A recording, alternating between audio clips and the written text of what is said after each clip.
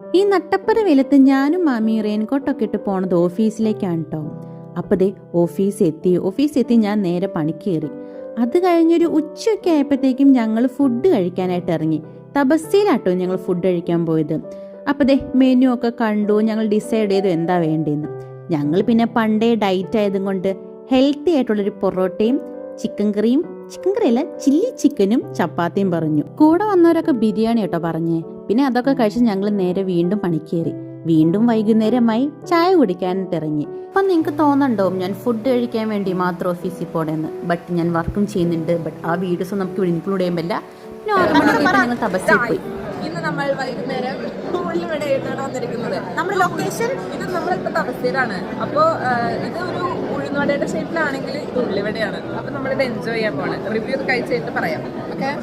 Okay. അങ്ങനെ അതൊക്കെ കഴിഞ്ഞ് കുറച്ച് വർക്കും കൂടി പെൻഡിങ് ഉണ്ടായിരുന്നു. അതും കഴിഞ്ഞ്